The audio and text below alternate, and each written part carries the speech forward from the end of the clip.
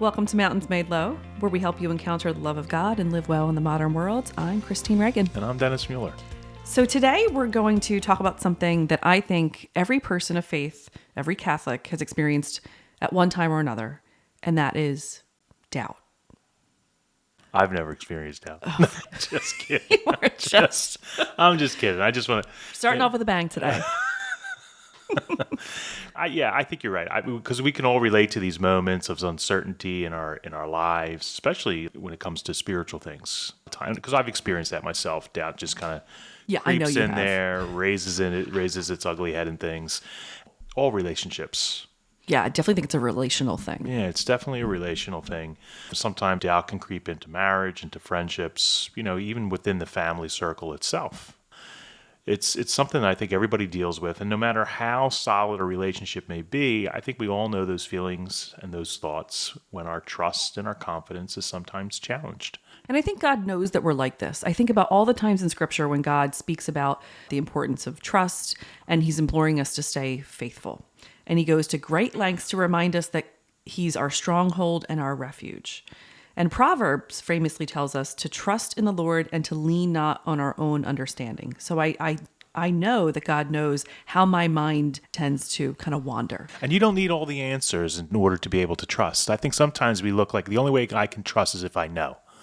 Don't you think, in order for me to trust, I need to know. What do you mean by no, though? You want assurances, you want certainty, because then that makes it, I would say, easier to trust. Know everything. Yeah, you want to know everything. Sure. Show me everything, lay everything out on the table, and then I'll be able to trust. That's not how trust works. I think about life when you think about if God were to lay your whole life before you and to show you everything that's going to happen to you. I mean, how I'd start exciting negotiating. Would that life be? That I know what's yeah. going to happen tomorrow. I know what's going to happen tomorrow. I know what's going to... I don't know. I think what excitement would we have? What would we look forward to? Well, there's the excitement of let's make a deal. Yeah, I imagine that there'd be a lot of wheeling and dealing going on if you knew everything that was going to happen and how can I change this? How can I get out of this? How can I... I think our fervor for life would be greatly diminished because we know everything. I don't know. I can actually see where kind of depression would go. Well, that's what I'm saying. It's I know everything that's going to happen, so I have nothing to wonder about. My imagination is gone. Yeah. Even my spiritual imagination about what's even going to develop in my relationship with God. Well, I know everything. Anyway, that's beside the point. I think about in the Psalms. We read about people, they're echoing their supplications to God in a spirit of doubt. It's a theme that we read about frequently. In Psalms 10, it says, "Why, Lord, do you stand far off? Why do you hide yourself in times of trouble?" I mean, this is the author feeling abandoned, and it's a very, very raw emotion. Yeah, and I think it's something that we can all relate to. Have you ever felt like God is hiding from you? Kind of wonder, yeah. Sometimes I wonder, all right, God, where are you in the midst of all this stuff? And 9 times out of 10, it's me who is 10 times out of 10. Yeah, well, yeah, you're right. 10 times out of 10, it's me. I'm my own obstacle. I'm not able to encounter or to experience the Lord because of where I'm at emotionally, spiritually, sometimes even physically. I'm oblivious to it. In Psalm 77, it says, of God's love in particular, has his unfailing love vanished forever. So imagine feeling like that. Imagine feeling this about God, and then you're like, oh, has all of it just withered away? Yeah. Right? Has his love just timed out and it's gone forever? I mean, these are real things that we have all thought and felt. And in Job, in the Old Testament, he doubts God's goodness. We elevate Job as this beacon of perseverance and hope. Yeah. But even he struggles, and he doubts God's goodness, and he pleads with him, asking him why he created him just to let him suffer. I mean, come on. We've all been there. Yeah. Is this what you have in store for me, God? And it's funny because when you look at the story of Job, he's pretty confident in the beginning when all this stuff starts happening. And then as things continue to happen, it just wears him down. I think it's a story of life. I think sometimes we can kind of write some things off when things happen. You're like, okay, well, that's life. But when we continue to experience adversity in our life, it can begin to sow that seed of doubt sometimes. And for those of us who've experienced doubt, we know that those feelings can be very raw and how vulnerable we feel, both body and soul in those moments. And they're really times of extreme honesty, because often they take place in the face of great suffering and pain. And some people will say that moments of doubt are really moments of spiritual weakness, or that it proves that your faith isn't all authentic. And I would caution anybody who traverses down that road, because this isn't about you not loving God enough. Because sometimes we're like, oh, well, if I only loved God more, if I only did more. And it's not about that. So we have to be very, very careful, because some even cross the line and would say that my doubt is sinful. We'll get into this a little bit. I mean, there's two types of doubt. One can be sinful, and the other one that we most often experience is not. And the worst thing you could do to somebody who's struggling with doubt, like if they're really in a Job type of a place, to say, "Oh, now you're committing sin." Right. Oh my gosh! Like just dig your hole now. Right. That's only going to depress them further. Right. So don't make a bad situation worse. Again, it would likely be an untrue statement. Oh. Say 99.9% of the time, you would be wrong on that assessment. So we're going to talk about all this today, and we're going to follow doubt all the way down and talk about whether it's a sin or not, and see how God uses these moments to invite our faith into something deeper. Yeah. So, have there ever been occasions where you've experienced doubt? Like crisis doubt? Crisis doubt. Oh, yes. I don't know that I'm ready to tell those stories. Well, okay, yet. no, that's fine. But you've had them. I have certainly had them. Yes, maybe one day we'll tell those stories. Okay. I don't know that today is the day. I don't know how much coffee I don't think I've had enough coffee to be quite that. I experience doubt every single time we get together for this podcast, because I doubt that you'll ever be on time for anything in your life. Can I once again get up, make the coffee, make the breakfast, get the kids ready, drop the husband off at the train, drop the kids off at the sitter, come here, bear your presence. And then, oh my goodness. So yes, I was 5 minutes late today. 7. I think I said in the first or second episode that I struggle with this frequently, because I think I can do it all, and that I'm super mom and super woman. But you are. You're pretty close. I will give you that. Thank you you. are Thank pretty you. close. Yeah. I do commend you. You do But- for what you do, yeah. Seriously. But no, when have you struggled with doubt? I In fact, I think our notes say, let me read our notes. I said, Dennis shares whether he's experienced doubt, like the rest of us mere mortals. So go ahead. I do experience doubt, and there's not so much in relationships. I don't experience doubt in relationships, but I do experience doubt sometimes when it comes to faith.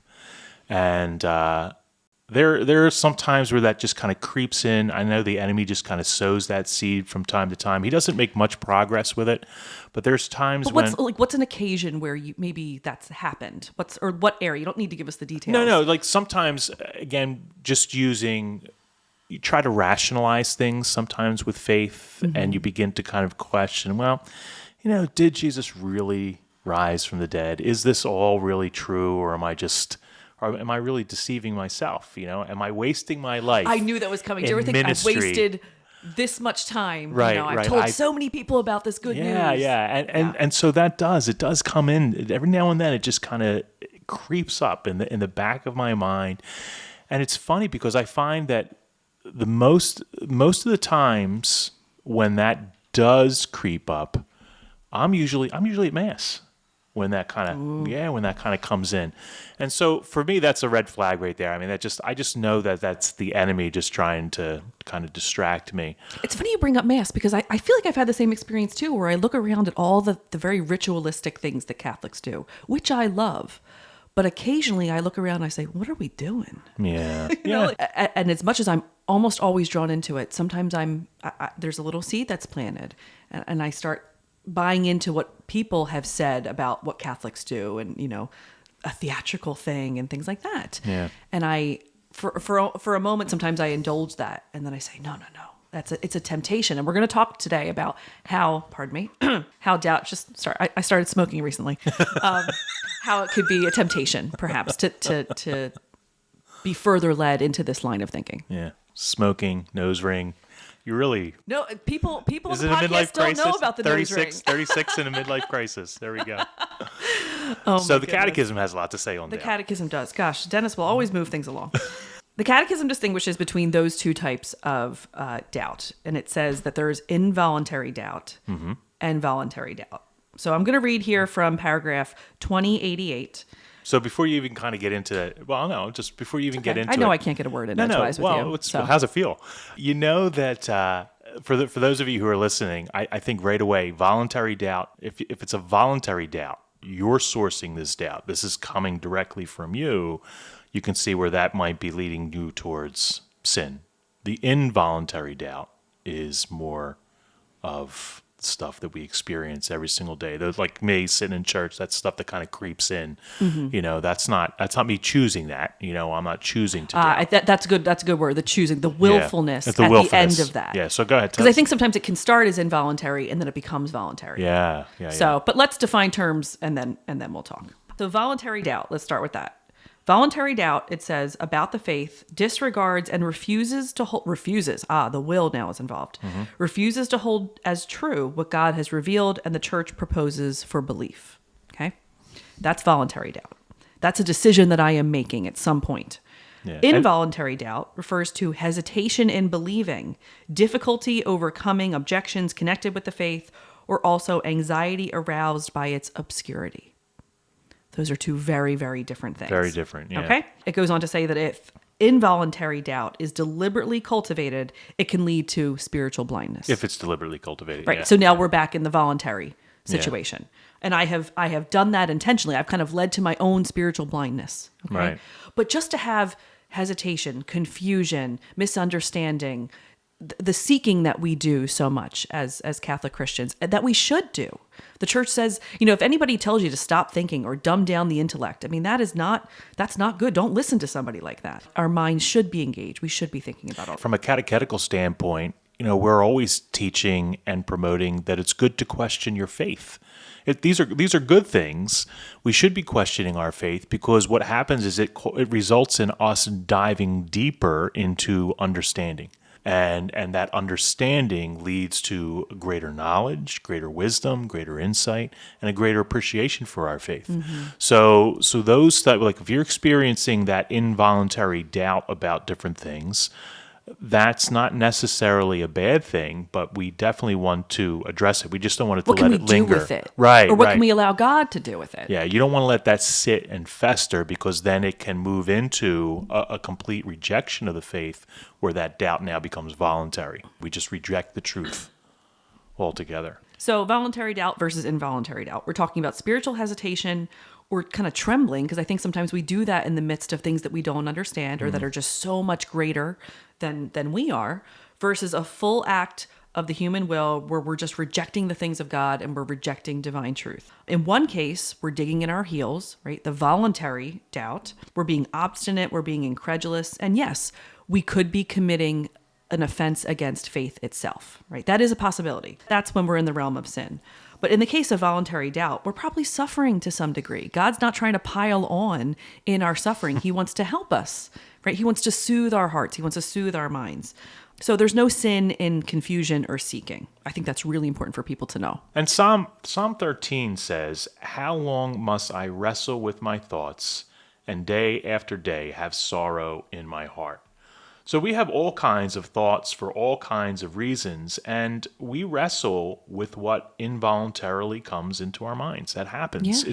This is Sometimes in the holiest of places. like Mass. So I think it's important for our listeners to understand that if you're experiencing this type of involuntary doubt, don't go beating yourself up over it, thinking that you're sinning, that you're not a good, faithful Catholic, that we're weak and feeble-minded, or we should have stronger faith. And I was at a conference over the last 3 days with it was the Archbishop's Day for Educators, and Yeah, I heard you cried at this conference. I did. I was deeply moved. And one of the things that the speaker talked about, he kind of asked us, it was Bishop Espia from the Diocese of New York, Bronx, New York.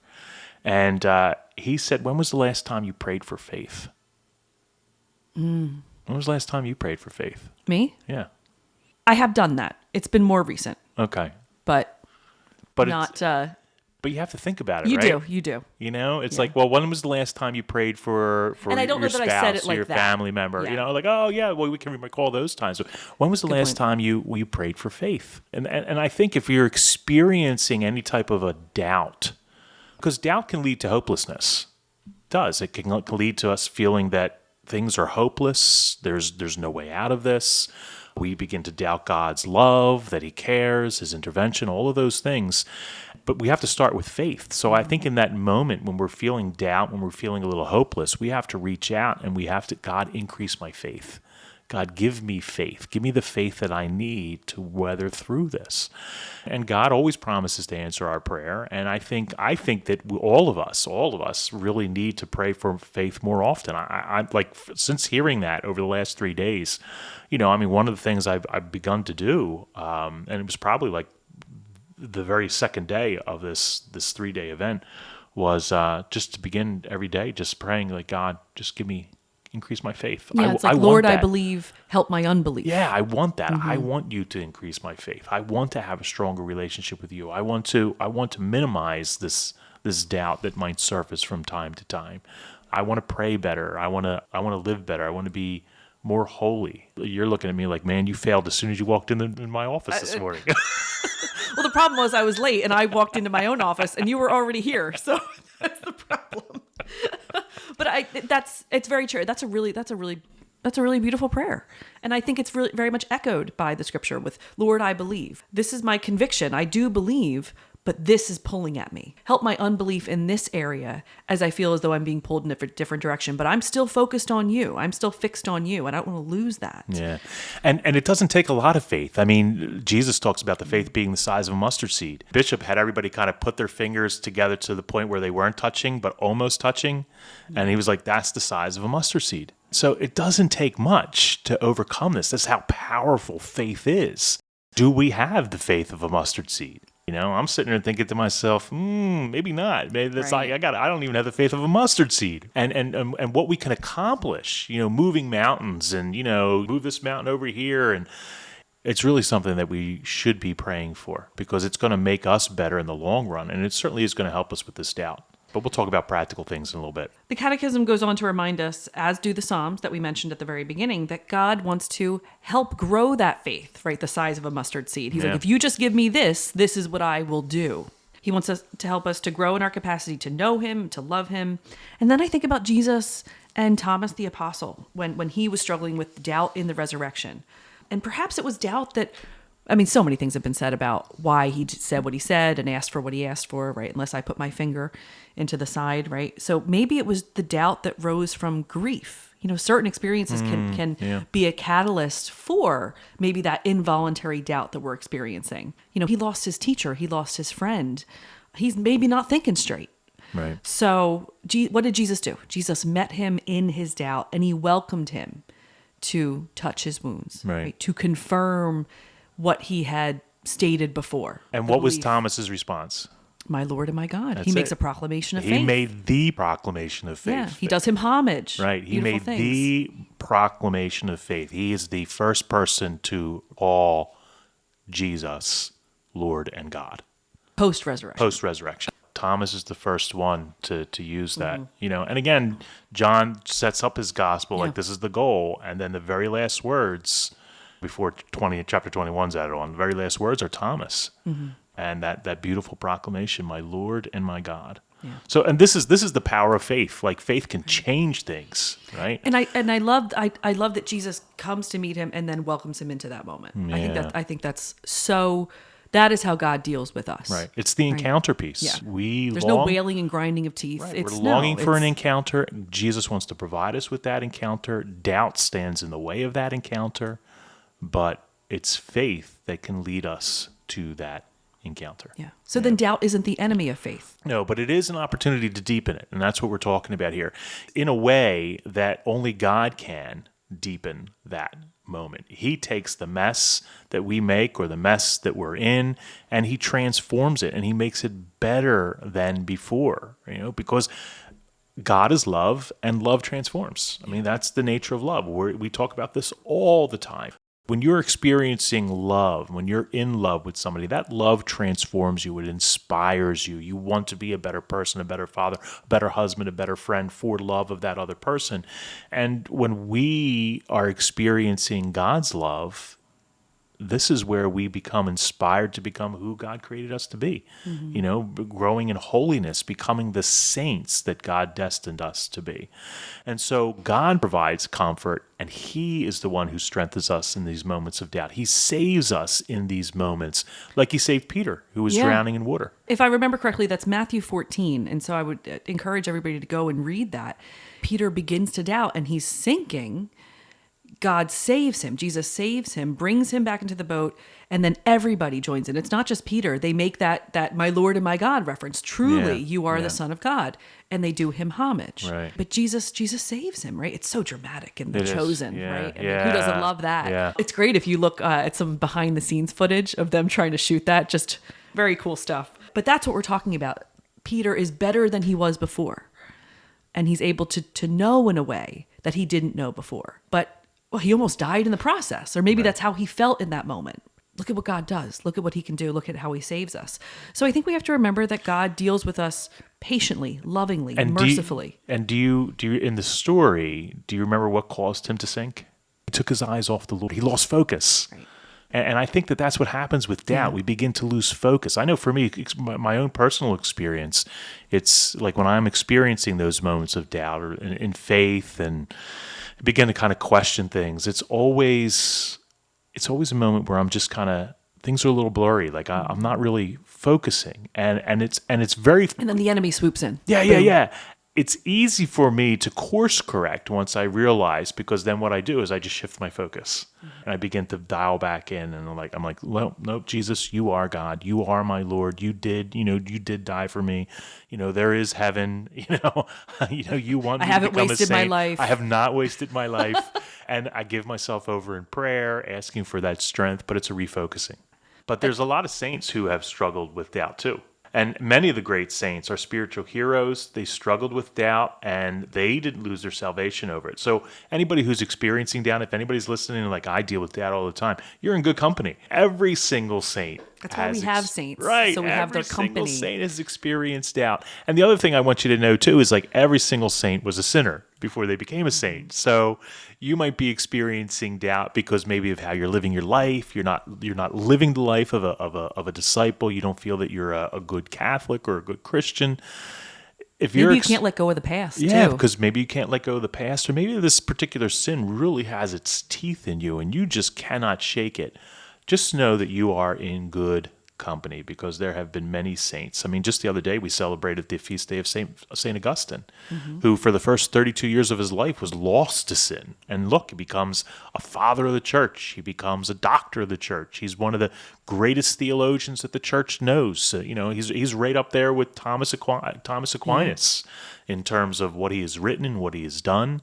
And these saints that have experienced doubt, they've all spoken honestly in their writings about the thoughts and the feelings of abandonment and suffering, confusion with their belief, and various trials of their faith. And it's interesting because, again, I'm going back to this conference, and I remember when the bishop was talking about faith, he was saying, like, when was the last time you read a book written by a saint? Like, when was the last time? When was the last time you read, the Story of the Soul, or ever, or The City of God by Augustine, or any of these other great works by these masterful saints? He says, and yet you'll read the whole Vampire Diary series, or you have every single book. Are you a big fan of that? No. Yeah. Or you'll have, like, you've read every single Harry Potter novel to come out. We have all of these novels that we sit down and we read, and what is that doing for you? So what was the last saint story that you read? Well, that's like I was convicted when he said that, because I'm sitting there thinking to myself, I've read drips and drabs, but I don't think I've ever really sat down and read through any writing of the saints from cover to cover. Yeah. Like I might have grabbed like a book, for Yeah, something we're like a big quick on excerpts. Yeah, when excerpts we're in and ministry. references. Yeah, excerpts and references, and sometimes you don't even need to look it up because other people have done it for you, right? And so all the excerpts are out there, and so we say we read the Confessions, but then we're like, our hearts are restless till they rest in you. Done. That's the Confessions for us, Right. But when was the last time you read that?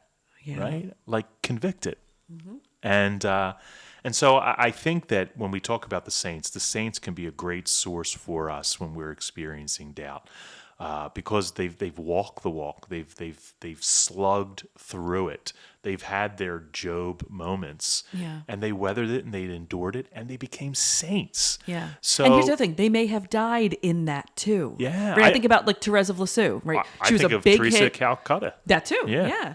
Yeah. And Therese was such a big hit a couple weeks ago. That episode is doing like fabulously. Thank you, Paul Fisher. Thank you, Paul. And I think it speaks to who I think she is so attractive to people too, and she's so kind of mysterious. So I think for a lot of reasons, people are drawn to that episode.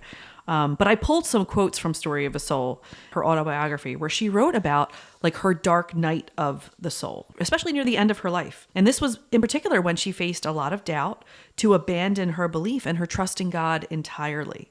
And Paul spoke to this in the episode, that she struggled with this towards the end. And she felt like her doubt in particular was a temptation to give into despair and to just give into atheism entirely. And so she said this. She said, in that experience, I imagine that the shadows surrounding me are the voices of those who do not believe. I sit with them at the table of sinners. And while sharing their bitter bread, I try to say always, I am a child of the church. She has to remind herself because of how she feels like she's kind of surrounded on all sides. It's very Jeremiah oriented, right? Terror on every side. It's just atheism, and I'm surrounded by atheistic voices, and I'm repeating to myself who I am, the truth. Look at the pattern, right? I mean, doubt leads to despair. Despair leads to atheism. You know, it's like pain leads to anger. Right, Anger leads to hate. right, Hate leads right. to. Is that what it is? Suffering. What's the prop? Right, but what is the proper? Fear leads to Fear leads to anger. Anger leads to hate. Hate leads to suffering. Right. Yes. There we go. There's my Did Star I Wars tell you I have a references. Star Wars episode in the works? Do you? I do. Oh, okay, good. I do. But because I'm so, I know you're going to tear it apart. Oh. I don't want to send it to you until it's like theologically correct. That's something to look forward to. Yeah. So, but yeah, no. one thing leads to another, which leads to another, which puts you in a situation where it can be more difficult to pull yourself out of, right? Yeah. And frankly, you can't do it on your own either. Yeah, no, anyway. you can't. She continues. Here's another quote. She says, I am assailed by the worst temptations of atheism. Right? This holy, holy woman who's a doctor of the church, who's a saint. She says, but God gives me the strength to remain faithful to him. This is involuntary doubt. But I can do all things through Christ who strengthens me. She's Right? That's making where an she's coming from. affirmation of her belief at the end of it. She's not denying what's happening to her. Right. And that frustrates me about people, when I can tell someone's going through a hard time and they just don't want to give it any attention. But you know that they're consumed by it because you can see it in them. You can feel it on them. Or they think that they have to slug through it alone. I think sometimes but if they admit to it, it's a failure. It's not a failure. Well, that's just it. They look at it maybe perhaps as a weakness, and so they're not going to admit to it. Right. And I've challenged some They people put on about the that. brave face. They'll say, I don't want to give it life. And I understand what they mean when they say that. And I think there is some wisdom there where you don't want to over acknowledge things that are you don't want to give things too much value.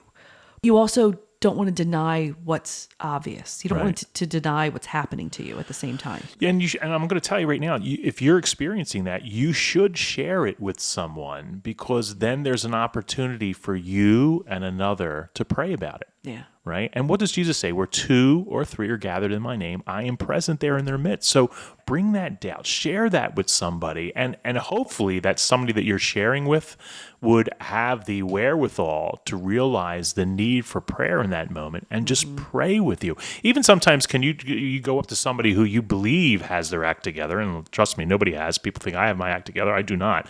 But I just put on a good face. But like, go up to somebody that you think can be a resource to you and say, I'm experiencing this.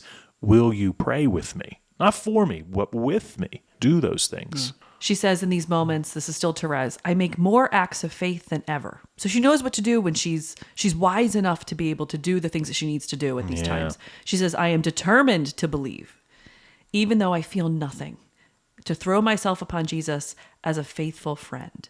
I mean, look at how she's responding and see the transformation that's taking place in her. God is still doing things in her, even though she feels maybe lower than low. Right. The But darkest where's the night source of that soul. strength coming from? It's God. She knows it. She knows it. She's does. just And she's not willfully giving into the Right. despair. She says, she's not being incredulous. She chose to seek God and to further trust in these moments of doubt. And she saw the devil at work in these moments, because the devil's not going to attack you where you're strong. He's going to go after you where you're weak. And she just said, I will not allow myself to be deceived. Right. And we can do the same thing.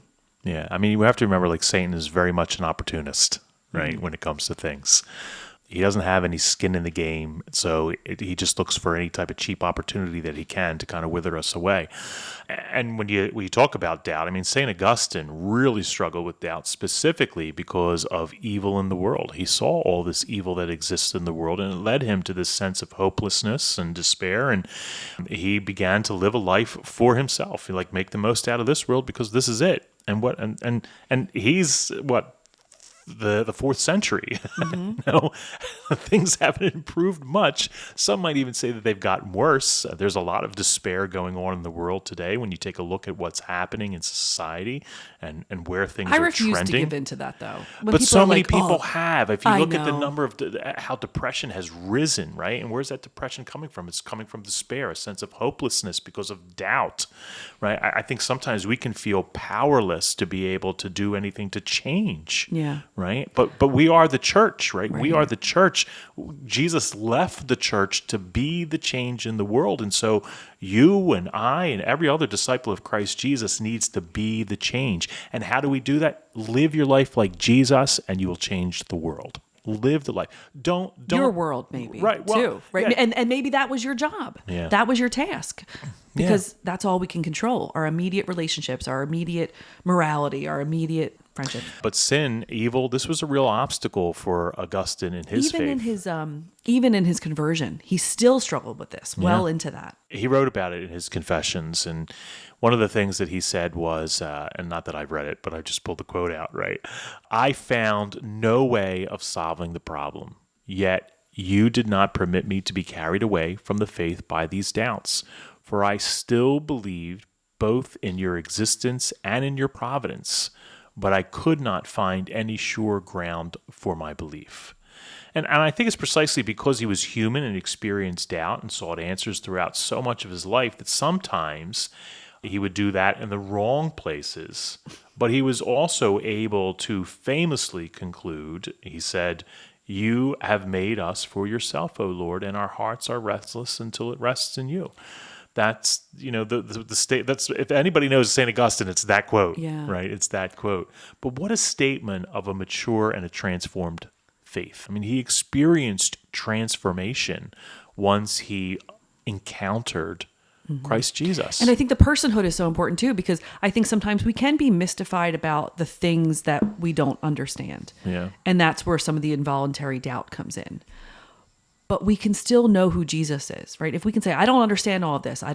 Maybe I'm really challenged by this, but I trust in you, right? I believe that Jesus is who he says he is. And that's enough. That's enough to ground those involuntary doubting moments where, I don't have all the answers. I don't understand how you could rise from the dead. I don't fully understand how this Eucharist could really be you, but I believe that you're telling me the truth. And that's where my faith is rooted. The doubt might be involuntary, but the response is not. The response in the face of involuntary doubt needs to be deliberate, right? It needs to be deliberate. It needs to be rooted in Christ Jesus.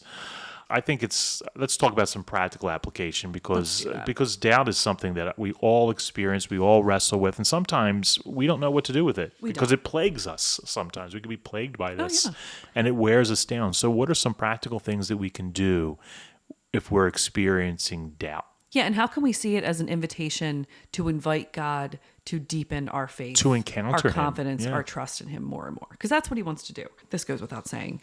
Prayer is paramount. We have to pray. And I think especially pray, how we started the episode, pray with Scripture, pray with the Psalms, pray with these sentiments that we can identify with. Ask the Lord to give you faith, right? Yeah, ask Him to increase your faith. Pray for that. And if you are more in the vein of routine prayers, go to the Divine Mercy. Because what do we say constantly in the Divine Mercy? Jesus, I trust in you. Jesus, I trust in you. What's the antidote to doubt? It's faith. It's trust. So pray, ask for faith, and then reaffirm the belief. Jesus, I trust in you. Yeah. If you say something enough, you begin to believe it. Yeah. Right? And that's good, especially if it was always true. Yeah, It's right. true to begin with, Right. We're Speak not just trying to truth. convince ourselves of things that we just we want to hold on to. It's true regardless of whether I do that. Right. So And whether you believe it or not, Yeah. it's still true. I think the food of the sacraments is so important, especially the Eucharist, right? If I'm struggling with doubt, I need to move closer and closer to the Lord. I need to receive him in the Eucharist. Because again, God works on us from the inside out. So if you're really struggling with doubt and faith in God and the mystery of Jesus and all of the things that we believe as Catholic Christians, when was the last time that you received Jesus? Yeah. Even experiencing doubt in the Eucharist itself. Yeah. I mean, we all know the statistics. They've been kind of browbeaten over the past 4 or 5 years. I keep it here. What is it? Literally, you can hear that. I have it taped to my desk. Okay. 69% don't believe in the true presence of Jesus in the Right. Eucharist. Right. I mean, I look at this every day, so I don't forget it. Right. I don't forget what's at stake, you know? Maybe that disbelief comes from the fact that there's doubt. They just doubt, and so they don't believe. Avail yourself of the Eucharist, but I would even say too, because it's still Eucharist, to put yourself and take advantage of adoration before the Blessed Sacrament. And maybe your parish doesn't have a chapel. Maybe they don't have adoration. You know, some places are blessed that they have a 24-hour adoration chapel. There's a couple of parishes around here where we're located that do that. Some parishes maybe have it during a day for some particular hours, maybe an afternoon or an evening or maybe all day. We do it all day here on a particular day of the week. The Blessed Sacrament doesn't need to be exposed in order for that Jesus to is happen. there regardless. Jesus is there in the Yeah. tabernacle all the time. That's the beauty of it. So you just going and just being inside church, it's beautiful. I see some people here in our neighborhood. Church is locked a lot of times during the day. And again, sometimes it needs to be done for security reasons. But I'll see people who will come by. They look to stop to visit. And, you know, they can't get in. So what do? They don't walk away. They kneel on the steps of the church. Wow. Yeah. I've seen that just in my ministry here. You like sometimes you kind of come out, or sometimes I get the phone call. I would get the phone call from the principal in the office. There's some guy who's outside. Could you go check it out? Because I'm like one of two men in the building, right? Can you go check out, find what's going on? And here it's just a parishioner who's stopping Being by, devout and being reverent. devout. He's out there. He's just kneeling on the front steps of the church, and he's got his arms open, and he's just praying to God, because he knows that Jesus is present there. He's right there in that building. He just can't access him, but he's there, right? So again, the Blessed Sacrament Mass, very, very important. To that. That's why as a kid, I was always trained that when you're passing a church, you make the sign of the cross. Sign of the cross. Because That's something that's lost You're today. acknowledging that, and it's fine. If I'm in the car with my parents today at 30-something years old and I don't do 36. that, they're, all right, thank you. They'll be like, you didn't do it, Christine. And I'm like, oh, you're right. Because they still, they're always parents, you know? Right. And they just don't want me to forget that Jesus is there. You would never just walk by Jesus, right? If he was next to you on the street. So why am I not acknowledging him? If I know he's there somewhere on 95 as I pass a church, then acknowledge that. It's again, presence. I see people too when the crucifix is coming down the aisle, up the aisle or down the aisle before Mass, after Mass. They turn to the cross and they bless themselves, as the cross passes. It's just those little things, those little nuances, bowing your head at the name of Jesus, blessing yourself when you drive past the Catholic Church, because of the divine presence of Jesus in the Eucharist there. All these little things. Don't think for 1 second that all of these little pebbles that we do, you get enough pebbles, man, you're building a road, you're building a wall, right? So these things add up. Yeah. So they might seem like frivolous things, but you'd be surprised at what they can do to help us when we're experiencing and struggling with doubt. And even if we're not struggling with doubt, just to help us to build our faith. Because what we're doing is we're creating an awareness of God's love for us and his presence in our life that we could very easily overlook as we blow by a church when we're out driving down the street. And the third one, the third suggestion that we would offer is spiritual direction.